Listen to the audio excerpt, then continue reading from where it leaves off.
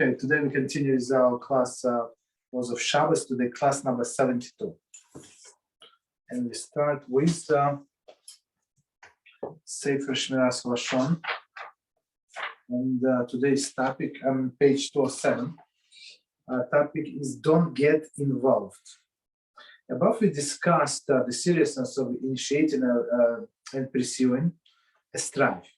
One must also beware not to lend support to either party in the feud, lest he suffers along with them when their time of retribution arrives. As the Mishnah states, Scripture punishes an accomplice to transgression, like the transgressing themselves.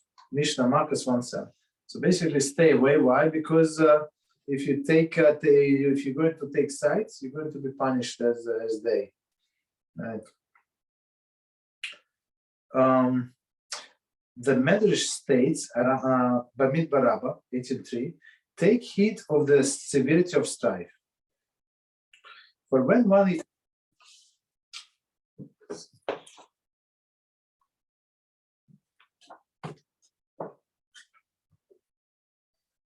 okay, so continue.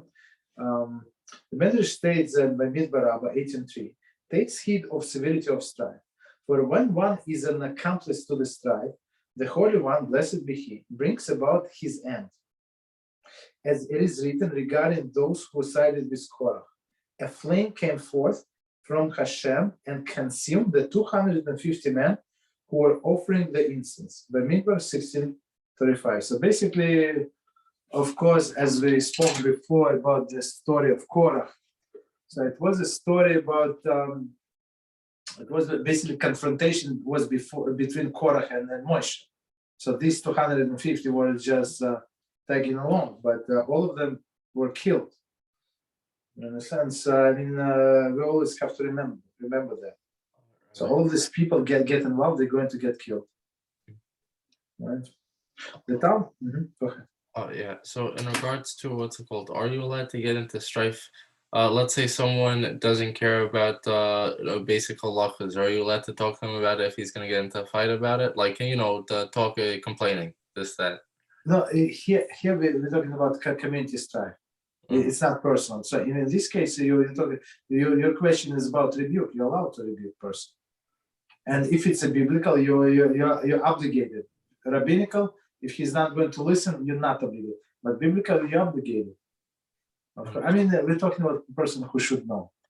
Right? If somebody think that he came from the monkey, so of course you don't know. You employ a different approach. But the one who should know, so it's different.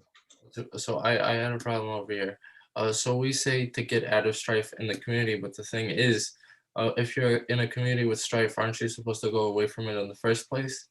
It's like saying, let's say you broke Shabbos. How do you, how do you not break, how do you do this malach in a simpler fashion, right? You shouldn't do the malach in the first place. So over here, why are you even in a community with strife in the first place? No. 1 second. What you say is 100% correct. But you're going, for example, this community. You live in this community. You go to the shul for a number of years, let's say, and the strife starts. It's not like you move there. You don't do anything like specifically. You do your thing. You come into mincha, you come into marriage, and they started like hate each other basically. So for you, you're right. Whatever you said, it's a end result. You're not allowed to go there. Otherwise, they're going to pull you into the sides. Don't think that. I mean, they just looking for supporters, for a body count. But we know how it ends. It's usually between two people. It's about ego. 100% of the case, it's about ego. So who wants to be the leader and stuff like that? That's a famous thing. Why we have so many shuls in the world. We don't need so many shuls. If there's strife and it still didn't end, right? Are you allowed to go to the same shul next time, since you are not allowed to hear lashon hara even? And those two, there's exactly. So if they are on a more Torah observant level, let's say, it's more frumer people, and they're not going to talk about during the davening here. So, but don't come early and don't stay later. That's what it is. So if they know, like at least they do the basic halacha not to talk in the show during the davening. So come just like 2 minutes before they start. Do whatever preparations at home, whatever you need, and as soon as they finish, just leave, so you would not hear all of the things. Understand? But otherwise, it's forbidden to stay there.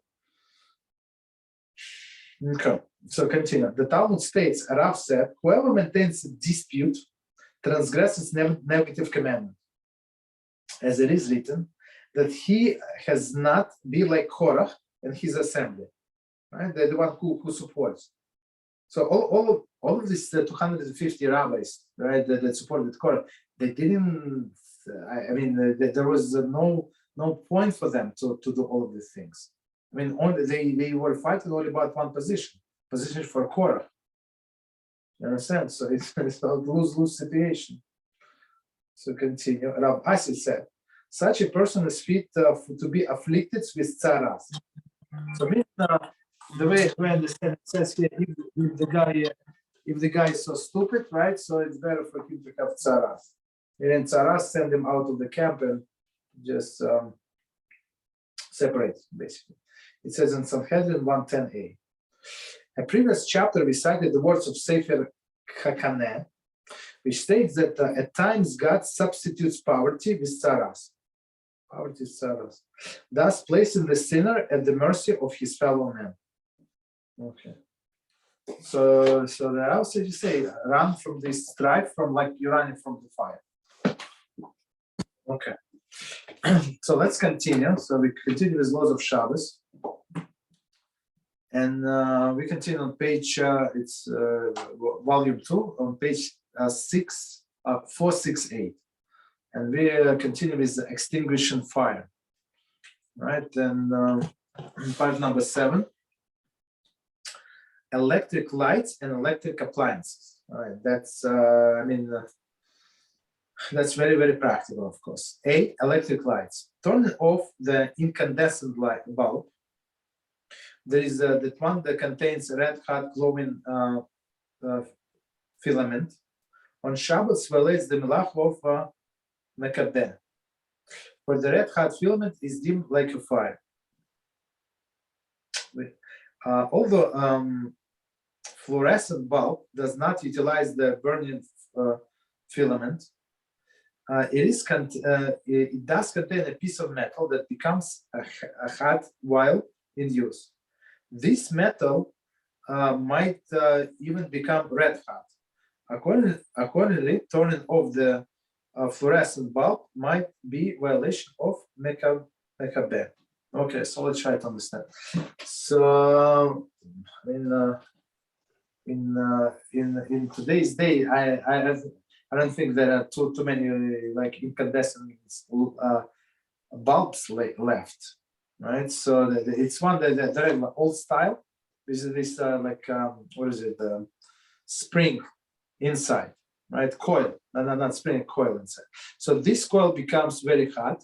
And if you like, that's what we did in my childhood. We would break off the glass, right? And to touch, but to touch with a paper. You put a piece of paper to this coil, and it's going to catch fire in 1 second exactly, because it is a fire. So this coil is a fire. So to turn on or off this kind of bulb, 100% it's a biblical. Go ahead. So a normal light bulb we have nowadays is a d'oraisa to turn on? Okay, so yeah, that's what I mean. So there are 4 kinds of bulbs, right? And another one is fluorescent. Fluorescent are those like tubes, like the white tubes, like very long.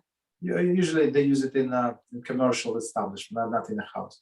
I mean, sometimes in the house, but mostly not.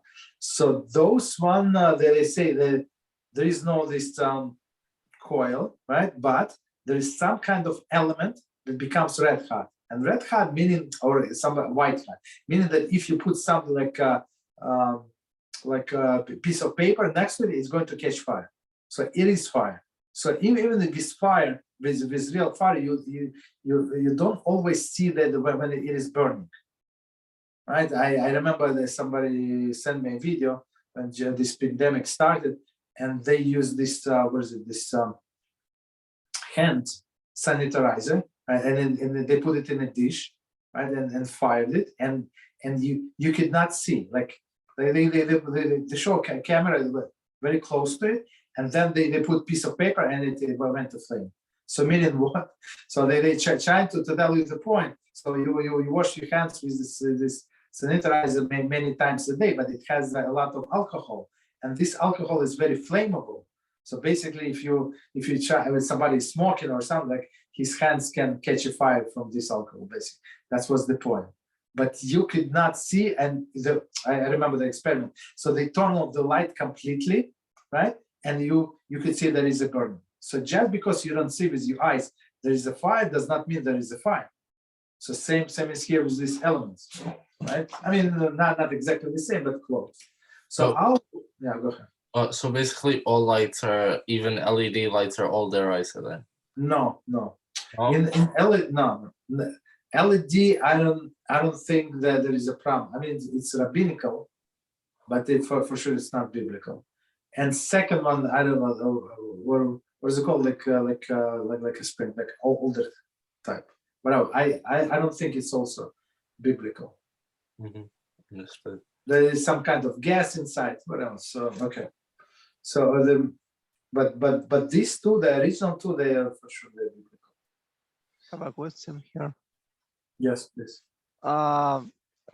Here it's a little bit of topic because here the fast still is going, and my question is if I can prepare in advance foods or drinks, hot tea, while the fast is not over yet. Or if you okay, so the question is the fast is not over, but if you can prepare food, right? That's the question. Yes, if there is any restrictions in the No. There is, okay. The only restriction that you cannot taste, right? So, for example, we were cooking today. We start cooking today for to break the fast, but we were not able to taste. So, whatever, like approximate to add seasoning, and that's good. Yeah. So you can handle the food. You can handle the drinks. There is no problem. The only problem is not to taste. That's it.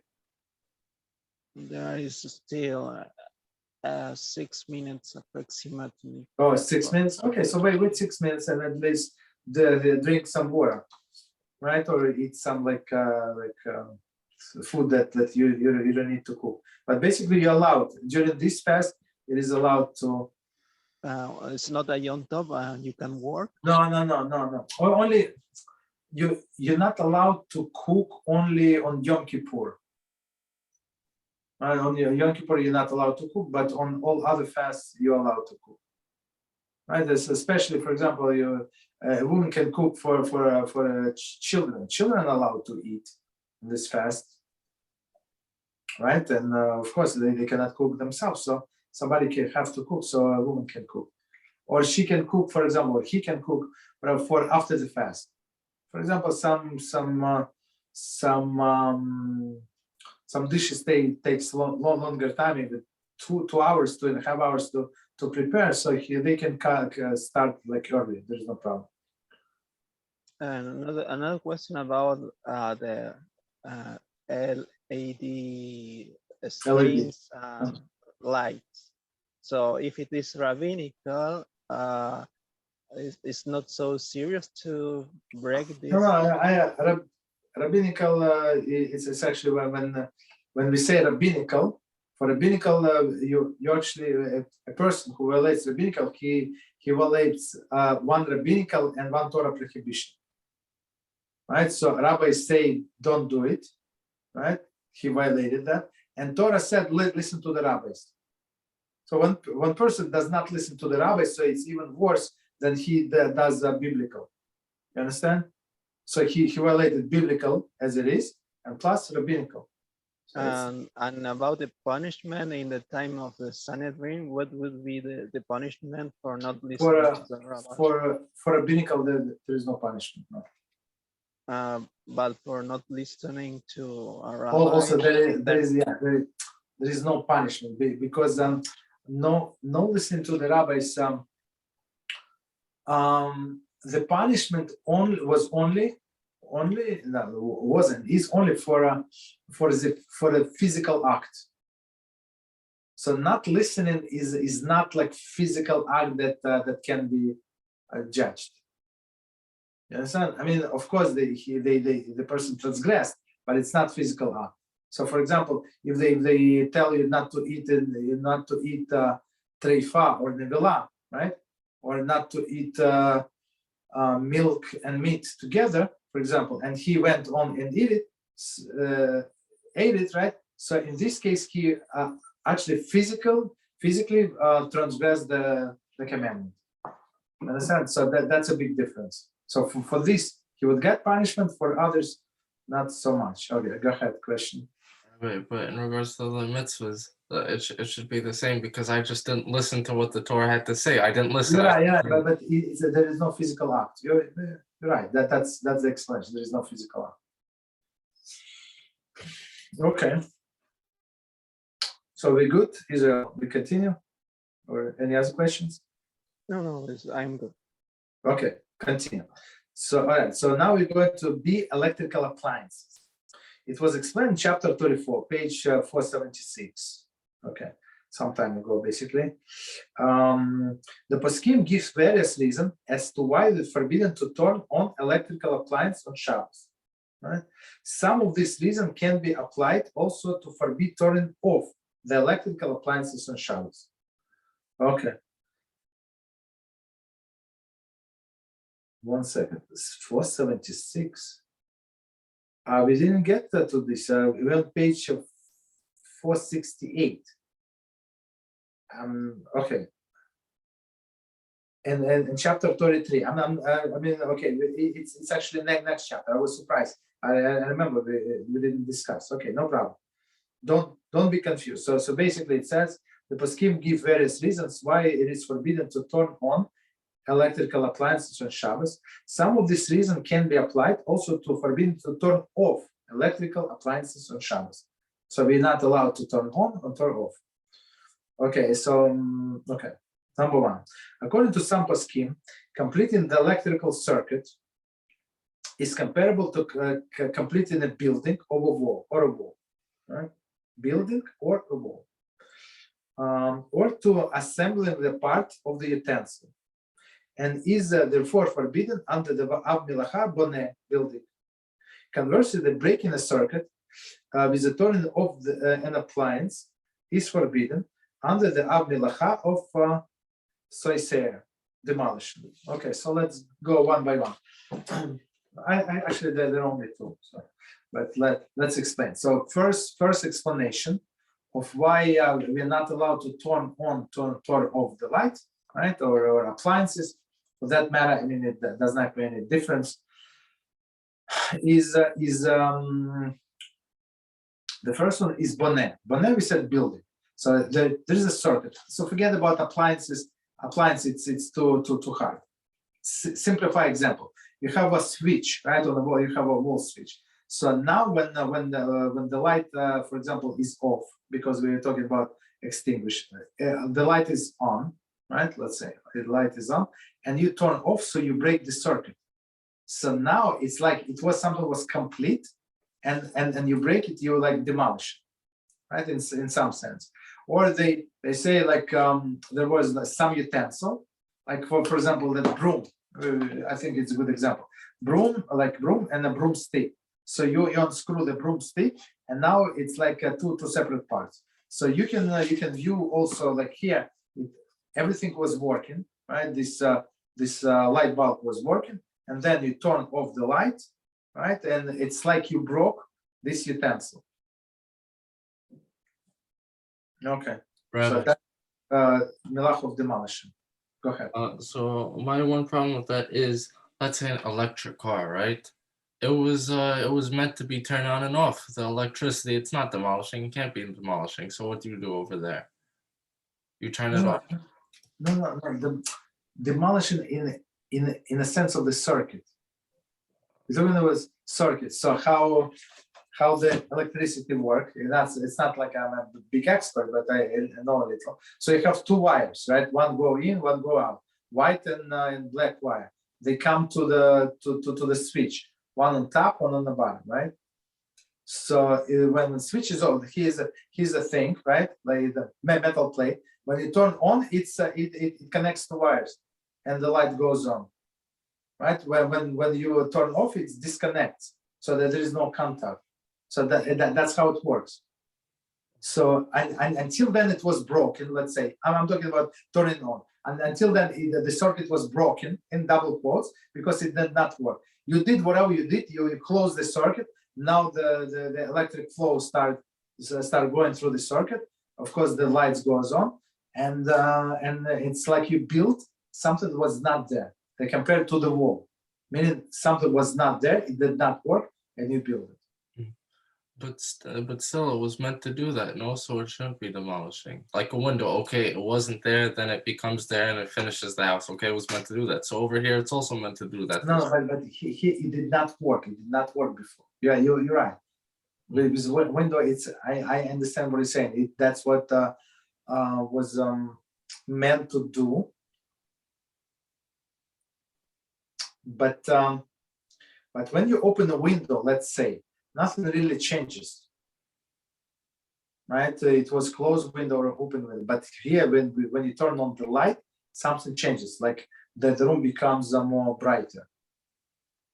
You know, that there is actually like a physical change to the environment. Mm-hmm. Why can't I say by closing the window it becomes warmer? That's a physical change in the environment. I mean, I hear what he's saying. I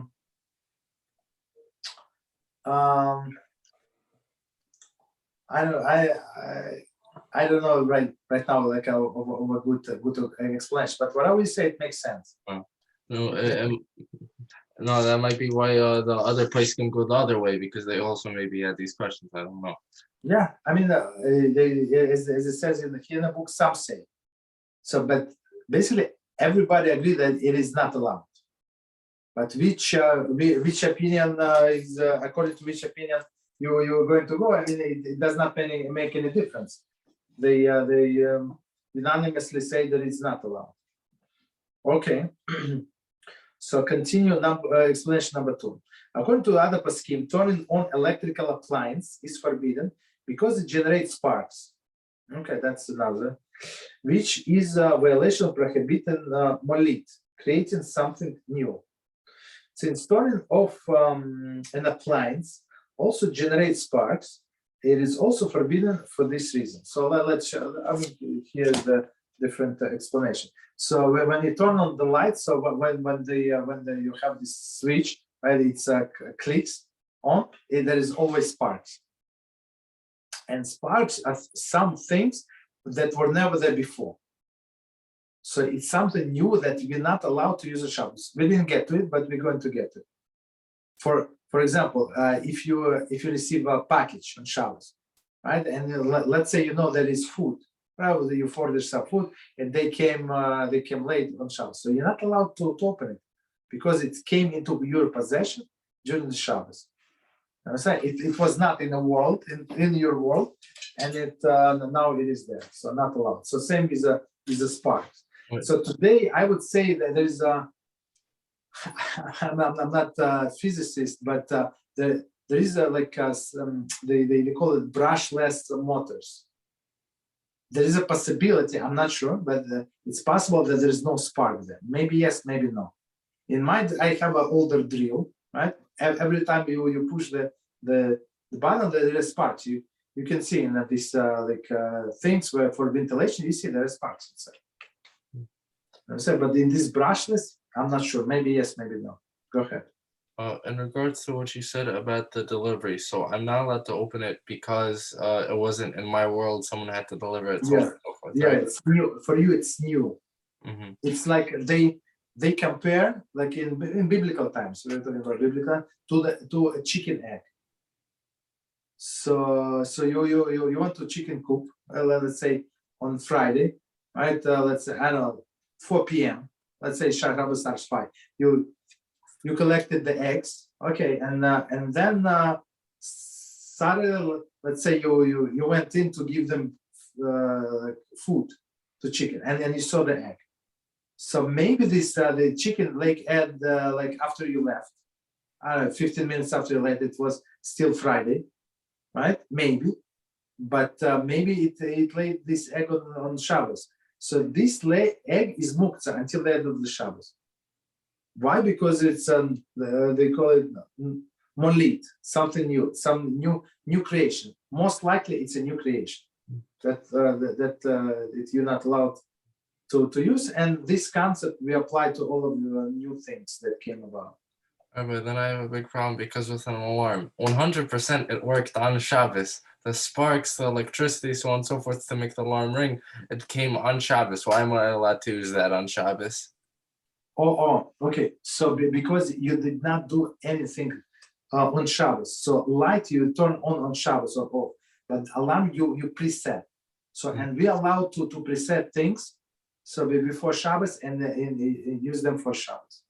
Not everything, right? For example, I mean, I think they're going to discuss. For example, you cannot preset like the dishwasher.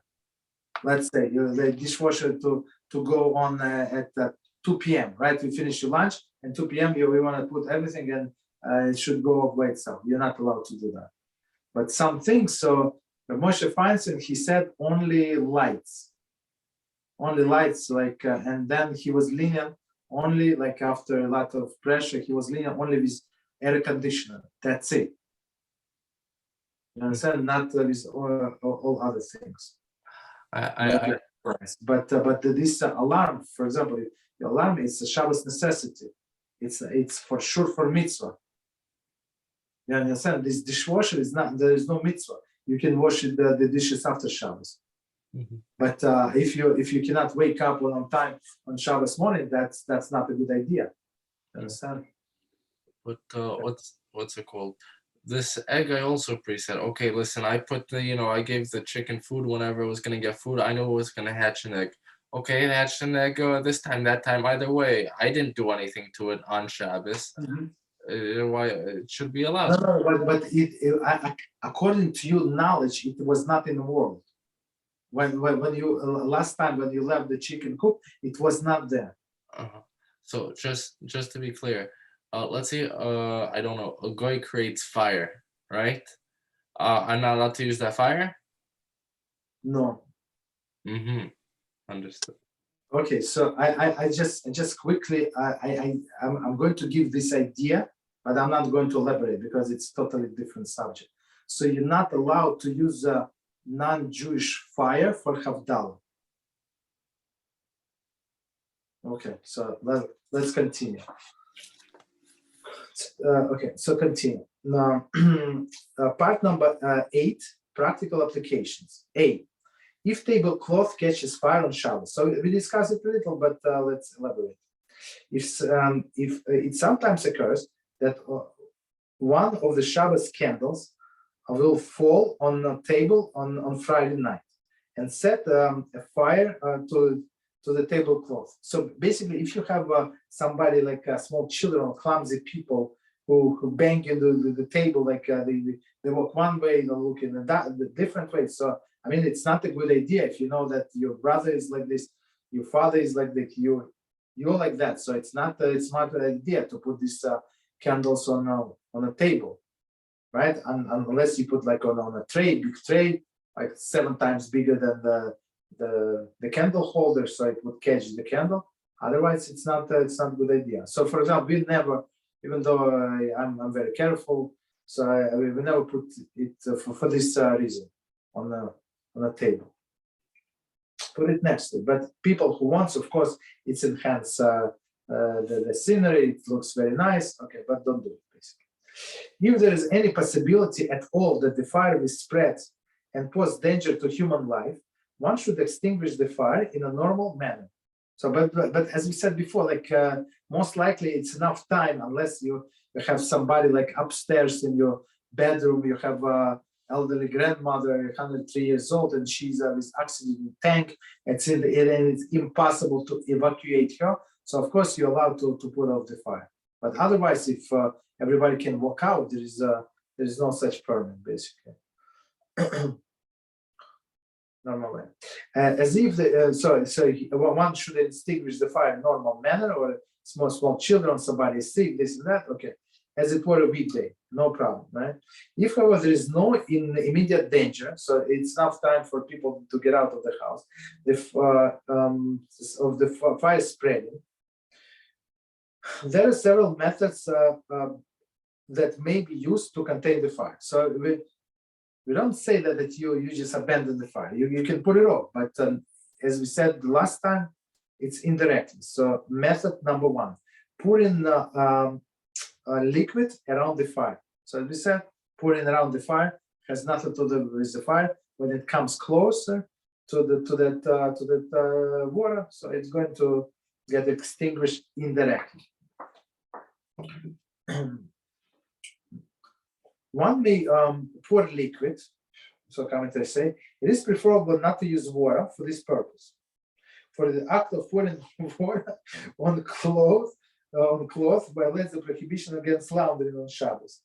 However, in the event no liquid is available, water may be used. So okay, so even though that there is a fire and there's a danger, we have to still remember there is other melacha of laundering. And even though this tablecloth is clear, it's clean, not clean, doesn't matter. We said that we're not allowed to soak in the water, even clean article. Remember, we learned that, I don't know, a year ago or so, maybe less than a year. But okay, so preferable if you have apple juice or whatever you can spare, so use that. But without alcohol, of course, because alcohol can actually make the fire bigger, right? So okay, so you put it down. When the fire reaches the soaking area of the tablecloth, it will go out on its own accord. When it got to the water, so it's going to go out on its own accord.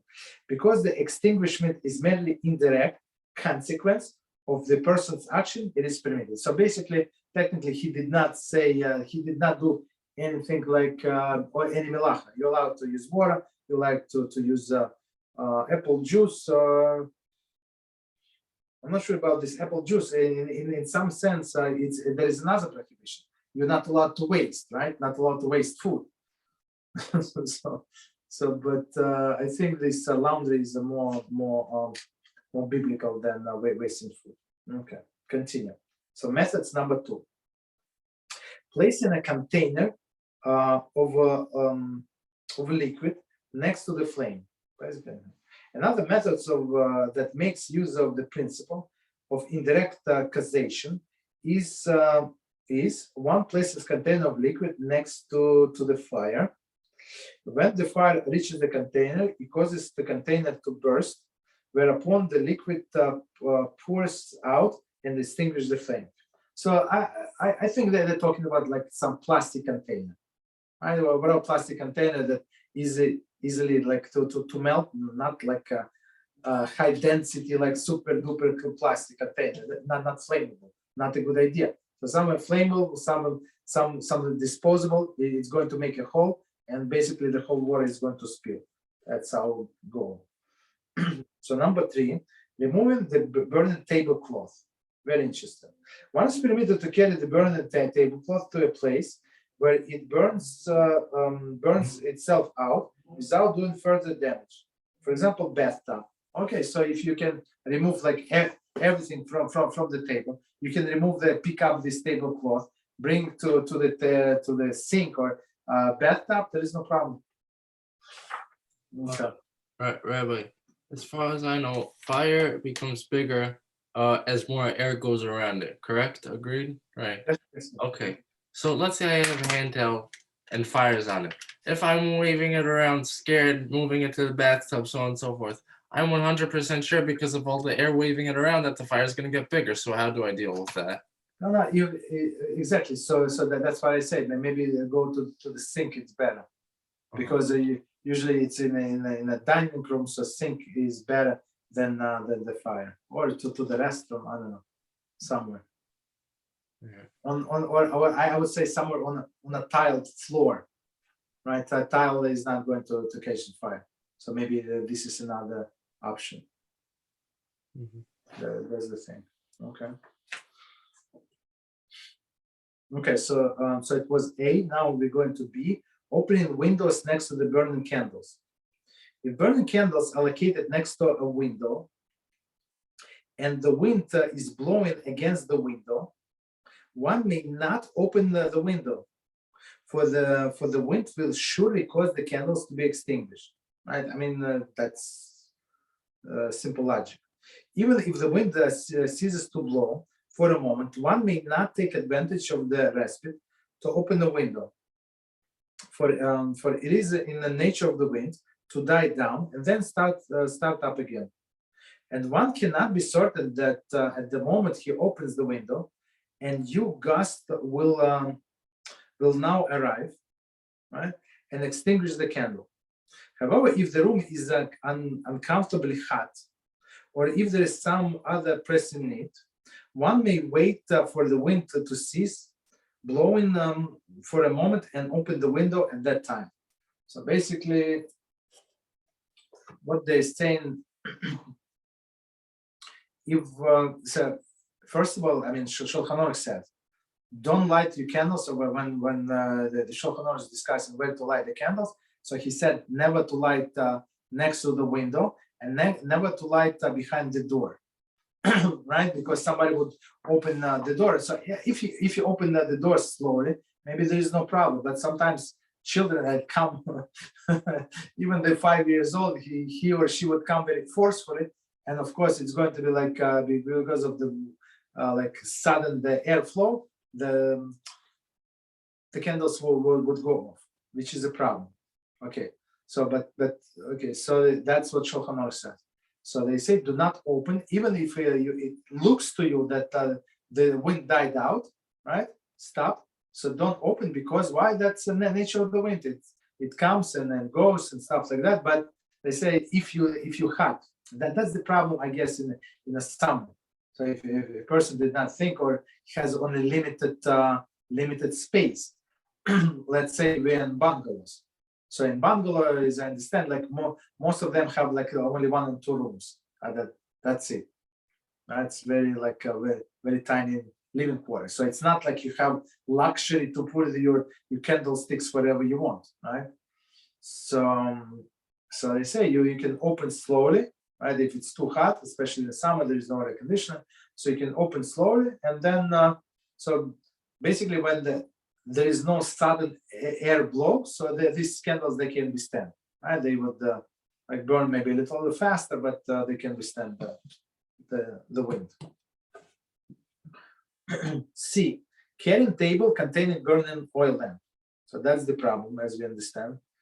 When one moves the table with the oil lamp on it, one must be very careful not to move it too quickly, lest he inadvertently shake the oil in the lamp. So let's see the commentary and see. Moving the table is permitted only if the table did not become base for the oil lamp. Otherwise, the table is muktzeh. Okay. So let's finish reading, and I'm going to explain exactly what it means. Shaking can cause the oil to draw closer to the flame and burn more quickly, which would violate the melach of mav'ir, kindling. It can also cause the oil to move away from the flame and burn less quickly, which would violate the melach of mechabeh, extinguishing. Okay, so let's try to understand what it says here. So first of all, about the table. So we have this concept. I mean, we spoke just in pieces about it, but I think by now you should get some idea, at least some. I don't expect like deep idea, but some idea about muktzah. So muktzah is something that is set aside, not to be used for Shabbos. Right? There is no Shabbos need for this thing, right? And there is something that is called bosses. There is a base. So, for example, when you put this candlesticks, oil lamp, in this case, oil lamp, right, on top of the table. Let's say there is a small table, right, in somewhere in the kitchen or in the living room, wherever is it. So you put this oil lamp. So this oil lamp is a muktzah. There is no practical application. There is no practical use for this for this lamp on Shabbos on one hand, and this oil lamp made the table on which it stands bosses, the base for a muktzah, right? So that's the basic idea. So how to make it not to be base for the muktzah? If you put on that table something that is not muktzah and for a Shabbos need. For example, if you put the challah, you put the siddur, you put there, I don't know, like your Shabbos kippah, whatever, some books that you want to learn during Shabbos, right? There is no problem. So in this case, we say that this kippah, this siddur, this book that you want to learn on Shabbos, it's very important for you. And this candlesticks are secondary. And this table never became bosses, meaning base for muktzah. And you are allowed to move this, the oil lamp in indirect way. What is indirect way? I'm picking up the table, I'm not touching the oil lamp. So in this case, since it is not muktzah, I can carry it out. So the problem is, so now we're going to the problem. The problem is that in oil, if you ever had this oil lamp, and I suggest that everybody get the oil lamp because it's just beautiful and it can burn as much time that you need. So these candles, you have limitation unless you pay a crazy amount of money and you can have like 6 hours candles. But otherwise, it's like the most common is 3 hours candle, and it's next one is a 4 hours candle. So, but it's most properly that candles would burn like from the beginning of the Shabbos until the end of the meal, until you finish and stuff like that. And you went to bed and the candle still burning, basically. So this is if you like with experiments you can achieve simply with the oil. You put a little more oil, a little less oil. So me personally, I know exactly how much to put. Like in the winter when it's in the summer, whatever we need to do. So for example, I would go to sleep. People stay over like around the table. So I put like extra oil for them. Right. Here's the thing. So when you start moving, or when you carry this table, so the oil moving back and forth. So if it goes like away from the wick, the wick is the one that burns, right? Is the cotton wick, right?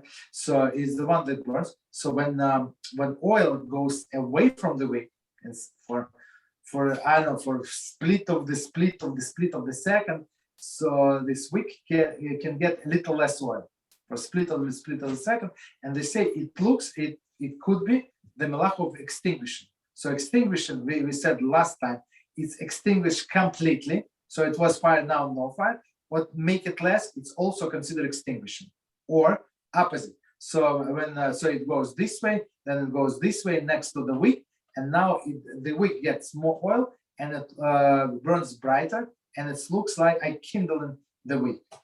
Of course, all of these are for a split second, but still, it's still our concern.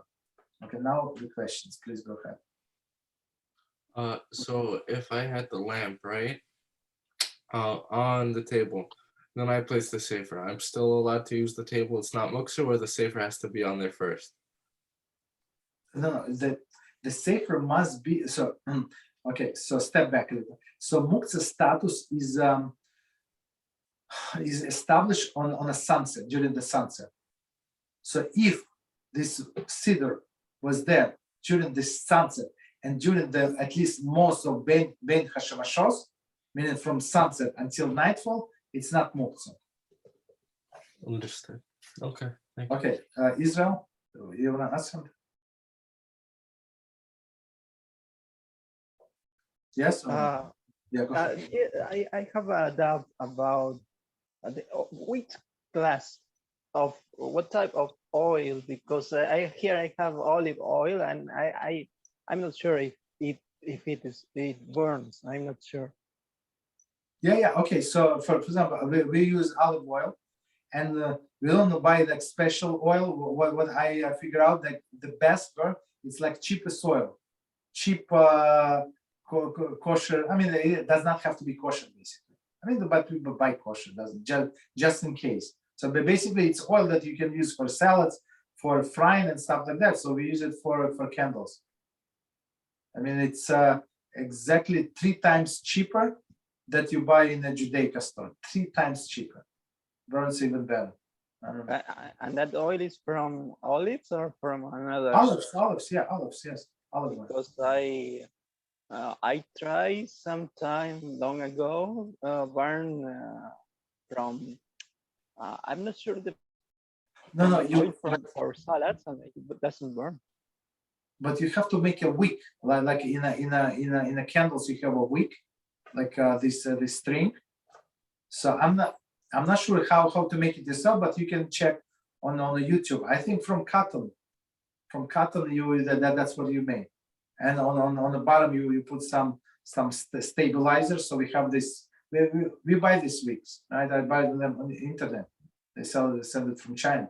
So on the bottom it's like a metal thing, right? That stabilize, so it can stand like in the middle of the cup, this glass cup, and then that's it. It can burn for a very long time. So my full cup can burn, I don't know, maybe 10 hours, maybe 15 hours, I don't know. So of course we never try, but based on the ratio, that's what I guess it can burn. I have another question, but maybe for the end of the okay class. So if it's not related, so I'd like to try to finish. Let's try to finish, and then we go to not related questions. Okay, so I need like maybe 7 minutes, maybe less. Okay, so we just finished with this burning lamp. So continue. Next one is D. Carrying table containing burning candles. Okay, so oil, we got the concept of oil, since it is moving back and forth to the wick, from the wick, so we got it. Okay, next one is candle. So candle is stationary, right? Wick is not moving. Okay, the table with burning candles upon it, unlike the one containing burning lamp, may be carried in a quick manner. So there we said it, since it's not Musa, just to try to go slowly, so without a big shaking too much. But here they say candles, no problem, you can go even quicker. Commentary. Here too, it is permitted to move the table only if it had not become base for candles. So you had some Chala, some Shabbos need article on there, right? Because it is very little loose fuel at the burning of the candle, meaning this like melted wax. It's just a little. Right? We are not concerned that carrying it will cause the fuel to move away from the flame. So I mean, it's a tiny. It's like only on a diameter of the candle. So I mean, how much it can affect? Practically no effect at all. Next one, E, lowering the gas flame. Okay, we spoke about it. I think Israel asked us this question. One is forbidden to lower the gas flame on Shabbos, even if he does not extinguish it entirely. So, of course, so extinguishment, as we said, it's completely or even partially. So it's not allowed. And the last one, and we go to the questions, if you have many questions. So, turning off gas or stove without electric ignition. Okay, so turning off gas on stove with electronic ignition.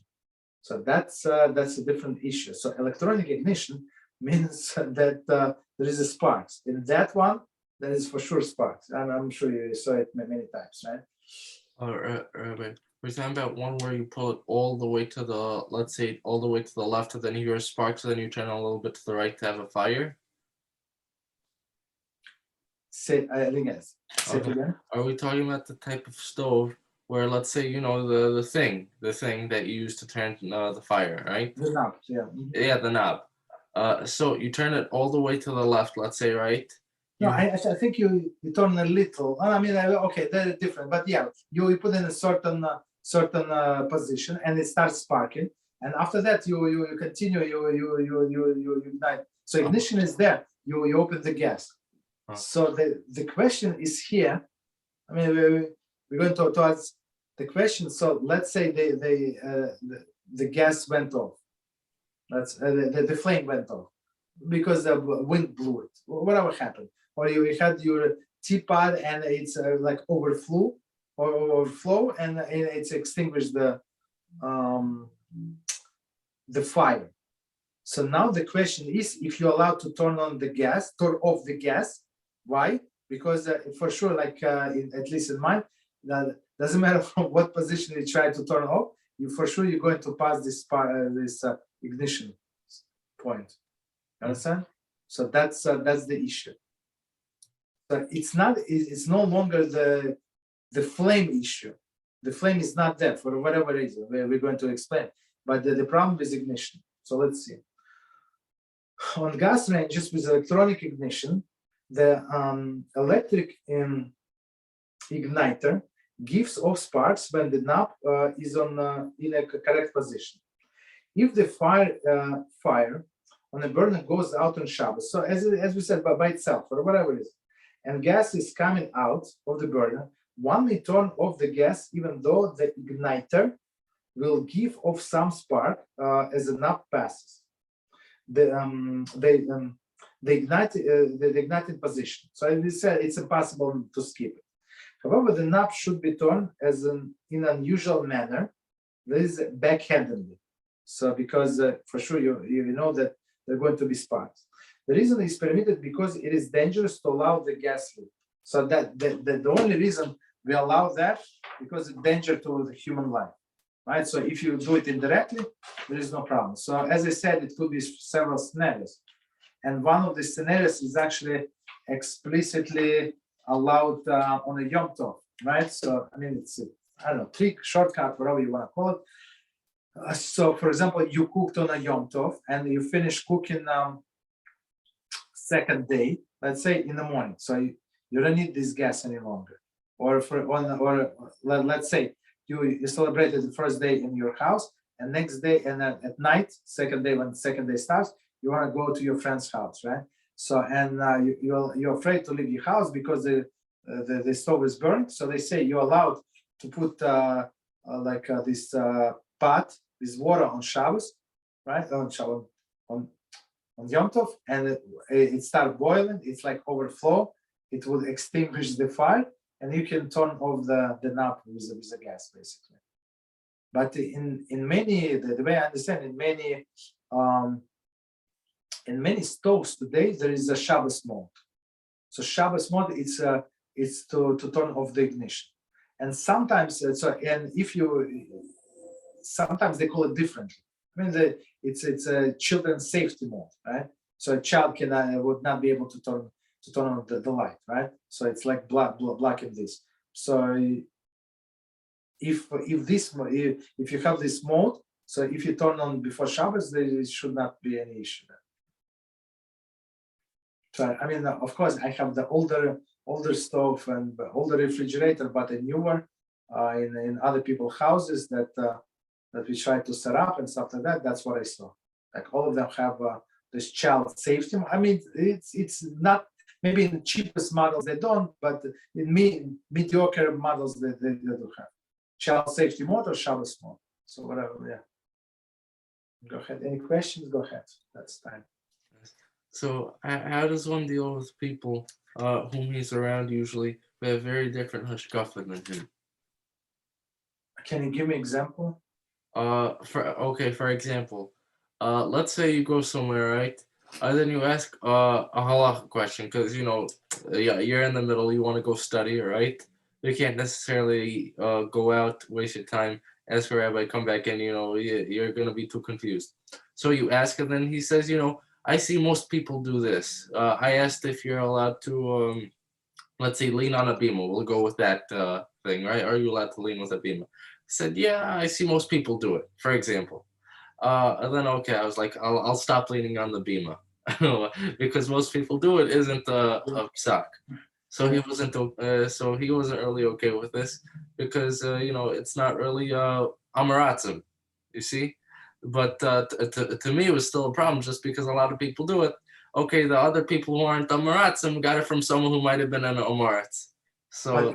Okay, so I like the way you put the question. Because just listen to the answer, right? So if this person who you ask, he's not exactly, I don't know, he's not FFF. You know what FFF? From Friday. So the guy became Shomer Shabbos last Friday, and today is Monday, so he's already started telling people what to do. You understand? So if it's not like that, and he knows a thing or two, so if he's telling you, I saw many people do that. He said, don't do it. Like it's an open text, like don't do it. But you see, if you lose it, you have somebody to rely upon. You have Joe and Steve that do it also. So so for me, it's a red flag. Don't do it, as you said, right? So, but if if it's halacha, there is halacha or no halacha. There is some things as we learn in what people do, even though that it's not a practice, but some people do, or many, it became like custom of the people. So still, if you want to go by custom of the people, you can, but basically no. Like this pizza example, it's like drive me crazy. Like just say I'm a loser. Just declare I'm a loser. I don't want to thank HaShem for his actions, for all of the good things that he does. I don't want to say thanks. That's what I want to do. I want to say that I don't want to pretend that it is misogynist. Okay, so say it and do whatever you want. There is such a thing in Shulchan Aruch, misogynist bread. There is such a thing. You understand? If it's snack. So, but snack means what does it mean? Snack mean? So I'm hungry, right? So they prepare dinner. But before dinner, I'm so hungry, I cannot wait. So I would take few cookies, right? I would drink some tea, whatever. So because the dinner is going to be in 30 minutes, let's say, 25 minutes. So this is snack. I'm going to eat dinner. But after pizza, nobody goes and have another dinner after pizza. So you understand? So stop with this snack nonsense. Just say, I don't want to say thank HaShem. How do you make pizza dough? Exactly as you make bread dough. So what is the difference? Zero difference. Maybe after one slice they do go eat something else though. So snack. Okay, if they would go do so, yeah. So that's a different story.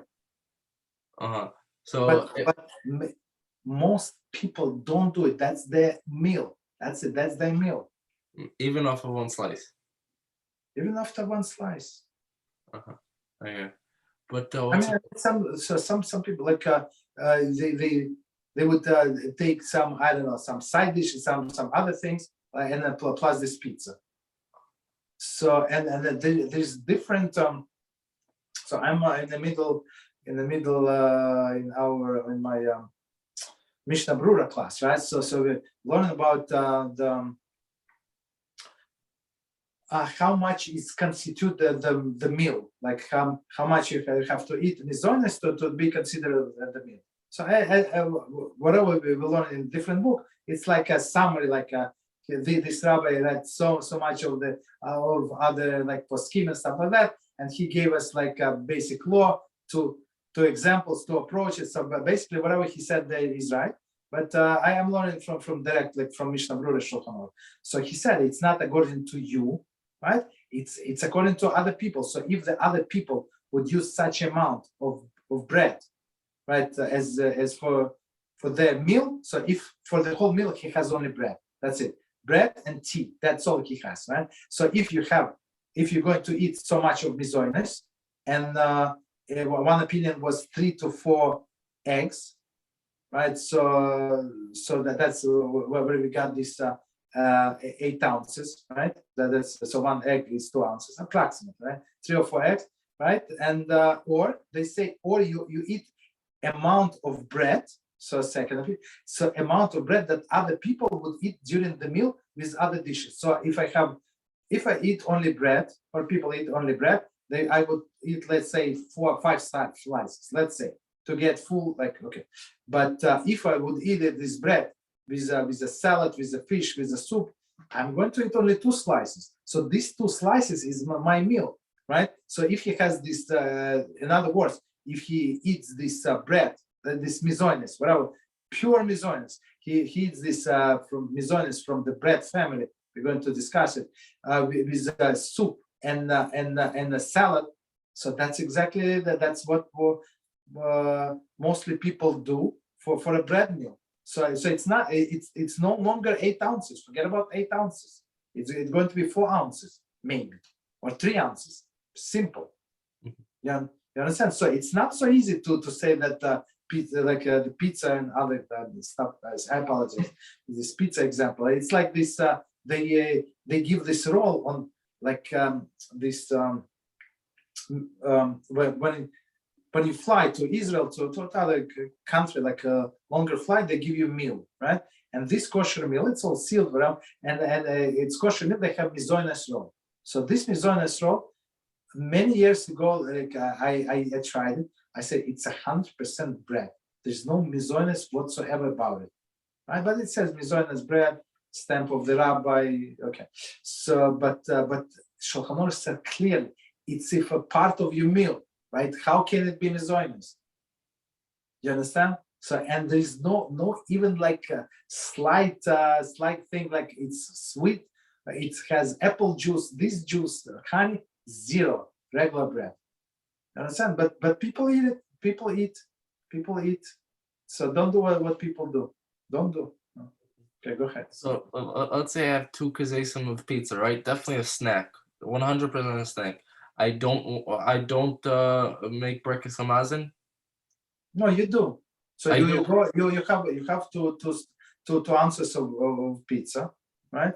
So let's say so I would go like a more stringent opinion, more stringently. So without cheese. Okay, so maybe it's 3 ounces. Let's say 3 ounces, like all together. Let's say. So I would say it's 3 ounces. The dough is, I mean, it depends on the dough. Sometimes it's a thicker, thinner. So basically, the only difference if you make blessing on the washing of the hands, right? So hamotzi we say on the minimal amount. So if you want to eat few crumbs, right? As I told you, I encountered this issue. I don't know if I told you. So we started doing our croutons, right, for this salad. So leftover bread from Shabbat, you can just cut to pieces, put it in the stove for 15 minutes, 20 minutes, and you have homemade croutons, like organic and the best thing. But this is 100% bread. So you want to eat these croutons, you have to go wash your hands. It's not so simple. You understand? So even though you're not going to eat kizayis of this, most likely, I don't know, in salad, you're not going to eat kizayis, but still, you go wash your hands for any amount. You go. You want to eat few crumbs, you still have to go wash your hands.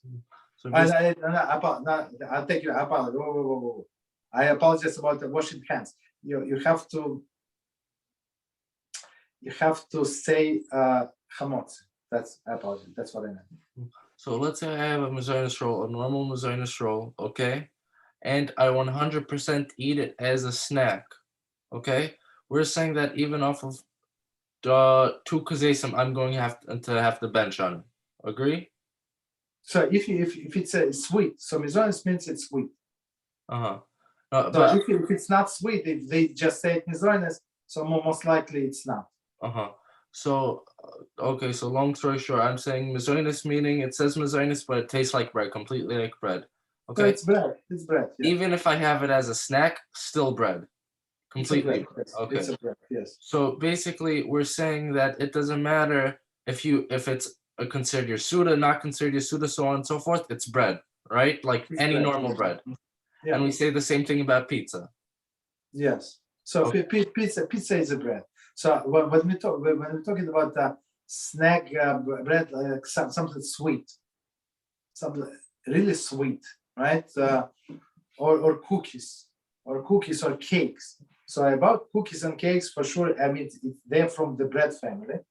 That's a bread family, right? And because it's the same dough, but in the cake dough, they add the honey, they add vanilla, they had all these beautiful things that it makes smell good and looks good and tastes good and stuff like that. That's the only difference. But when you eat it a lot, so there is no difference between it and bread.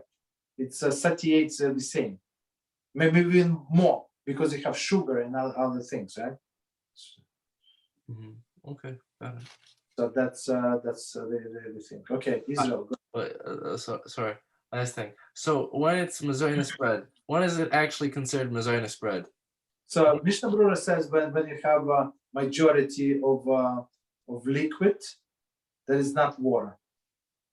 No, So if you have apple juice, so you have apple juice, but apple juice, it's I mean I don't know how this the people were able to fool so many other people. I mean I know why. We just say why, right? So but the cheapest juice, just so you know, right?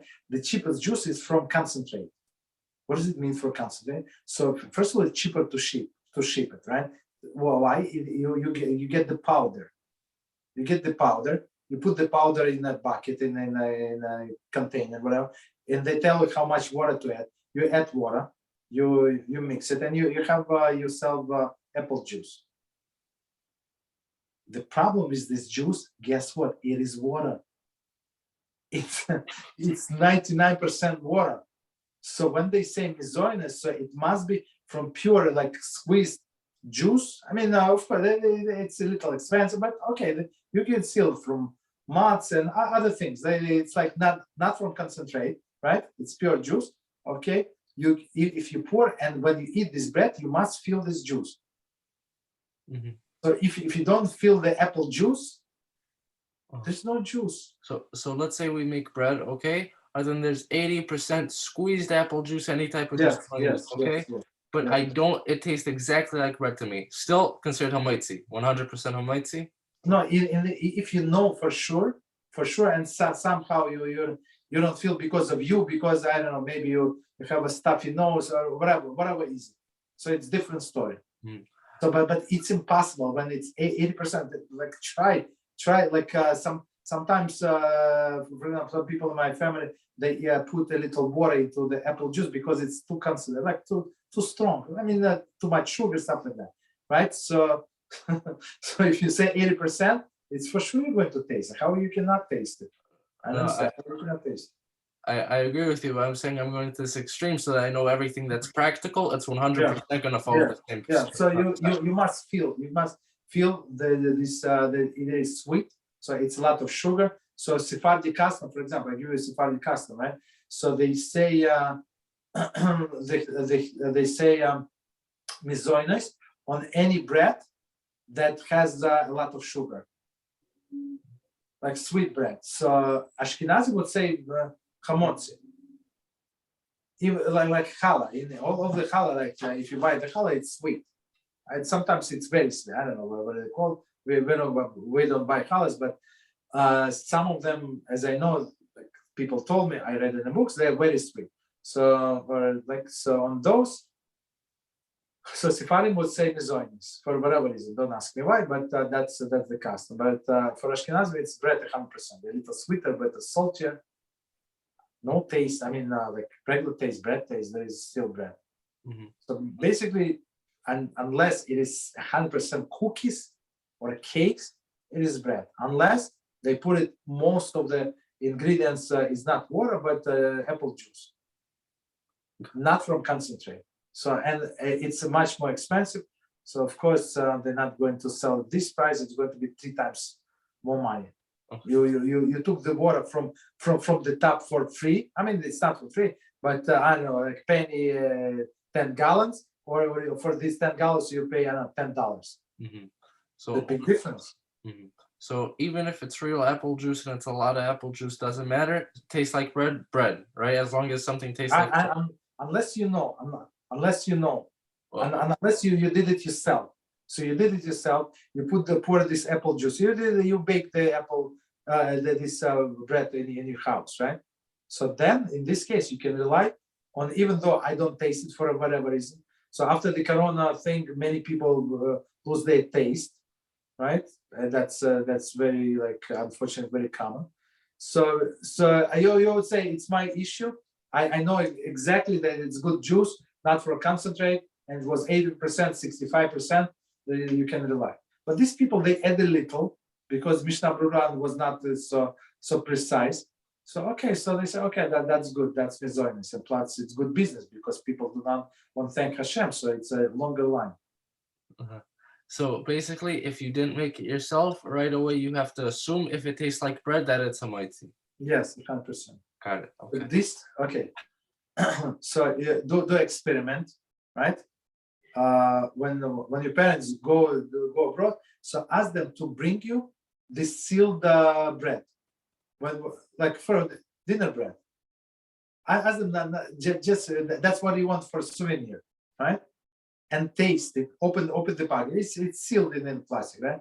So it can stay fresh for a long time. So when they go fly back, ask them for that. Ask them not to eat, bring it to you, and you taste it, and you see this stamp, and it says Mizoines kosher 100% mechadrin, and you taste, and you tell me if you feel any different from regular roll. Zero difference, but you have to taste it yourself. You mean I should get a Zionist Well, roll? yes, it says clearly Mizoines roll. It has clearly all the big signs with huge red letters that it's kosher and it's Mizoines roll. Okay, Israel, go ahead. About the fridge. About what? Sorry, about what? The fridge. I understood that if you are a factor of something turning on or off, then it's a melacha. So what about the fridge? When you open the door, you are accelerating the process of the starting of the compressor. That would be a melacha, or we go with. Oh, you're talking about refrigerator, correct? Yes. Freezer. Okay, all right. Okay, got it. So we didn't get to it, but I'm going to we're going to learn in details. Whatever you ask, we're going to learn in details, but I give you like a shorter answer. So first of all, the biggest problem with the refrigerator is the light in the refrigerator, right? So what we do? So there are two. Okay, if you have older refrigerator, let's say I have older refrigerator, so there are two possible solutions. You screw off the bulb from refrigerator completely.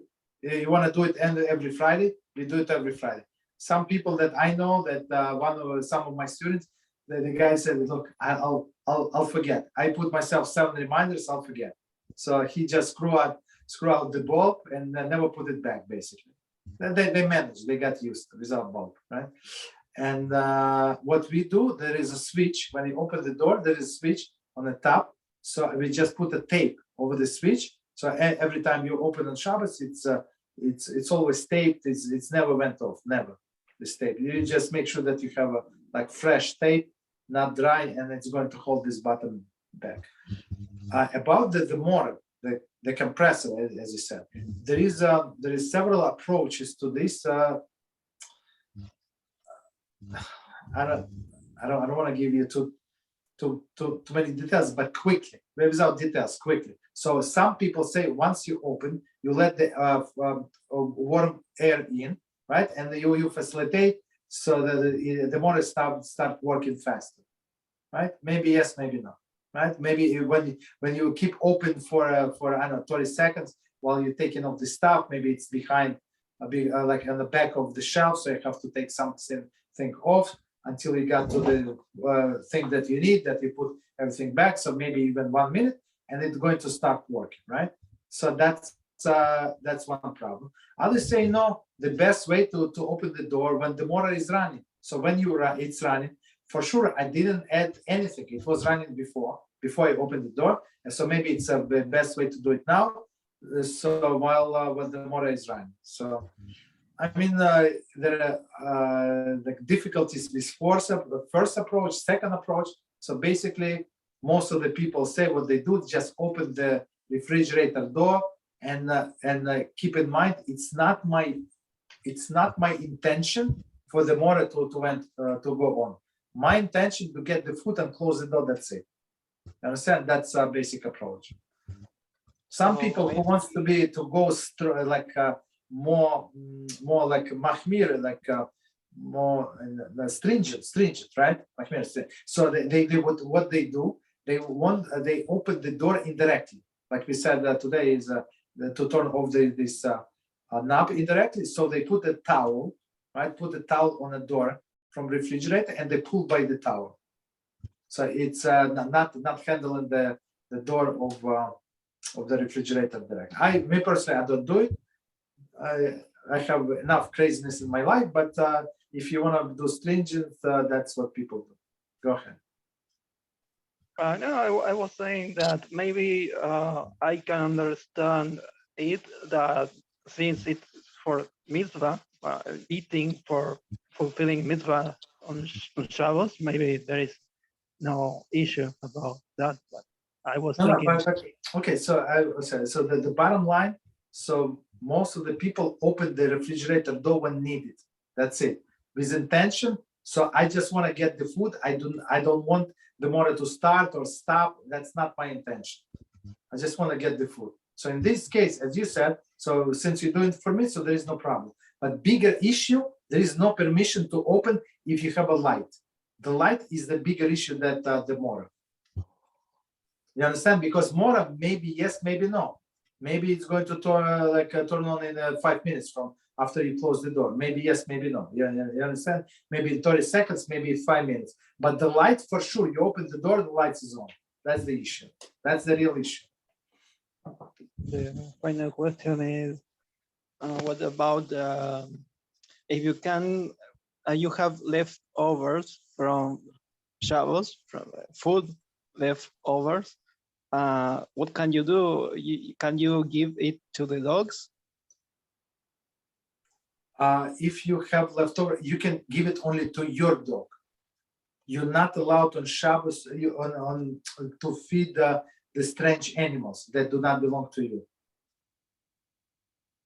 Yeah, and if it is after Shabbos ended, Yes, and yes, you yeah, have your dog, yes, you can yes, yeah. give it over with no issues. No problem. Yeah, after Shabbos. Okay.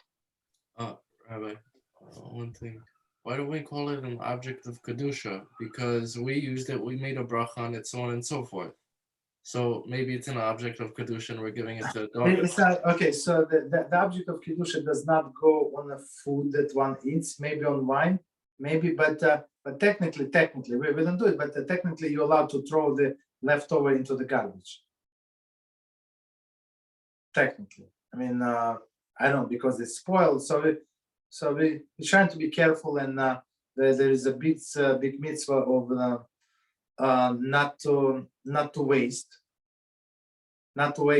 anything that HaShem gives you, because it's like whatever He gives you, like the sustenance is for blessing, and people eat whatever they buy a few times and throw to the garbage.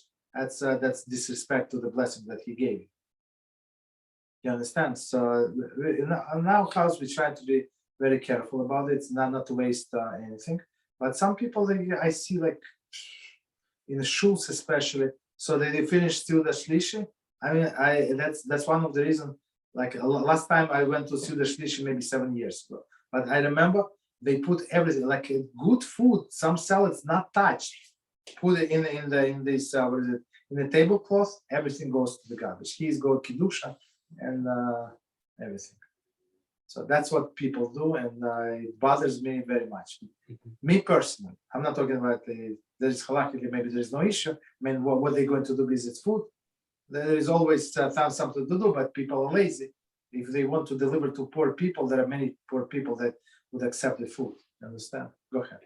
So I have basically it's one question. So let's say this, right?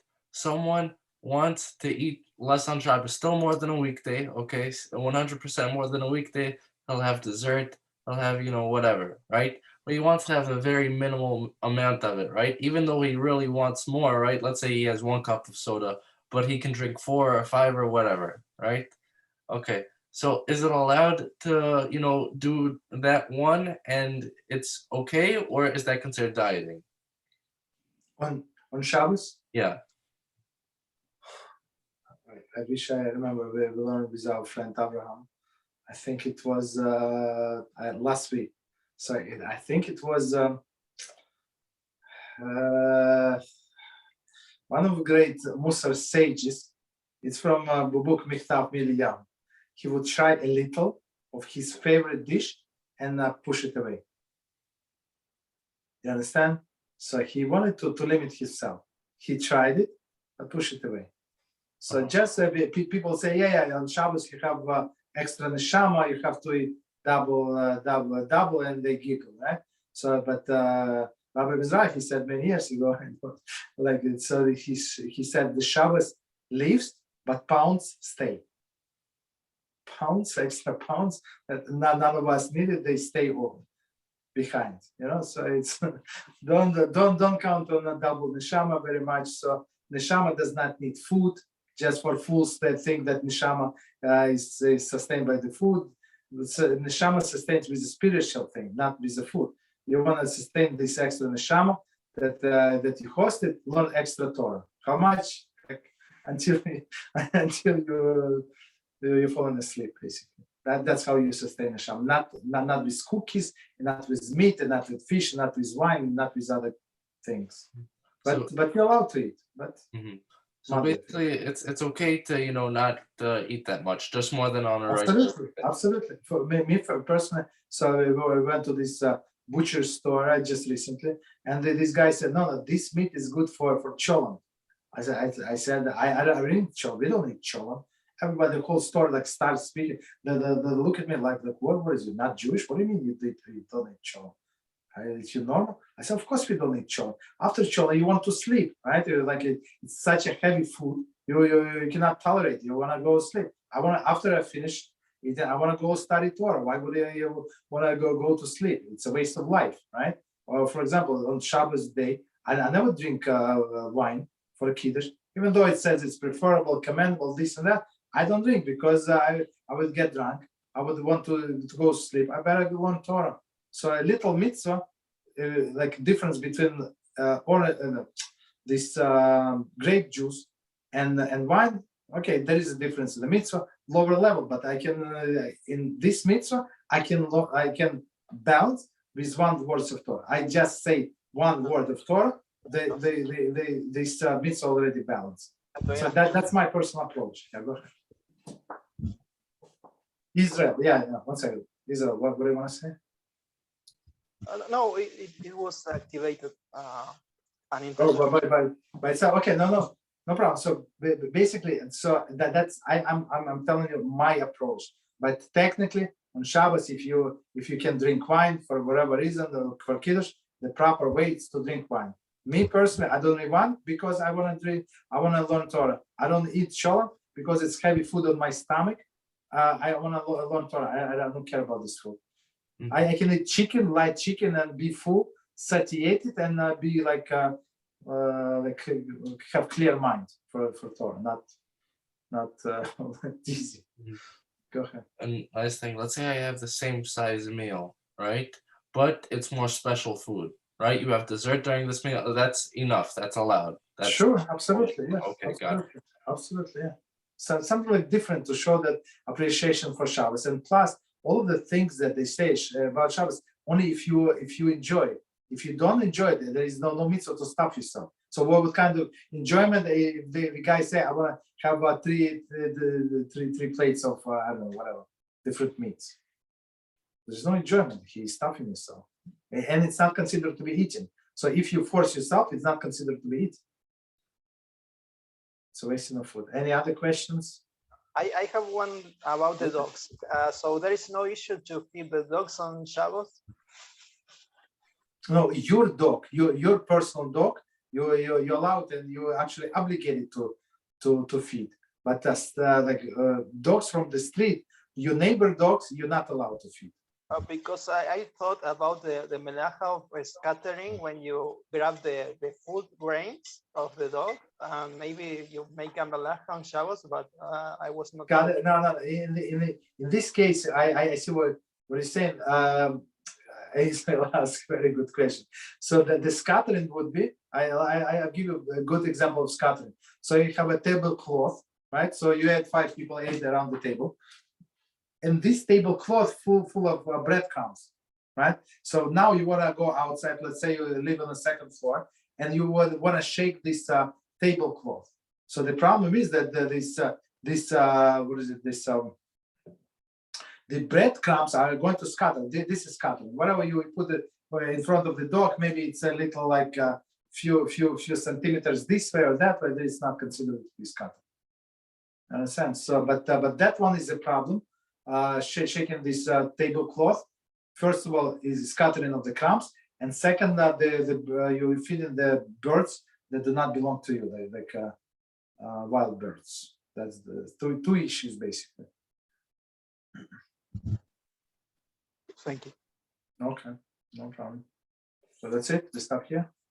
All right. Thank you very much, guys. Good night. It was very productive. Baruch HaShem.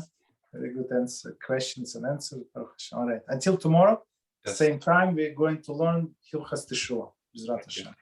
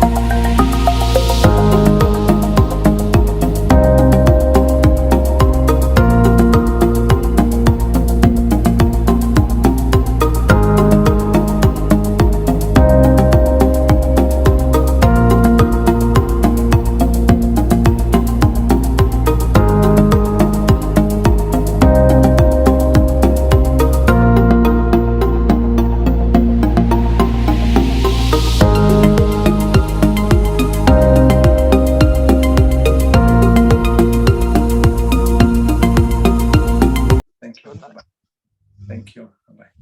Thank you. Good night. Good night. Bye-bye.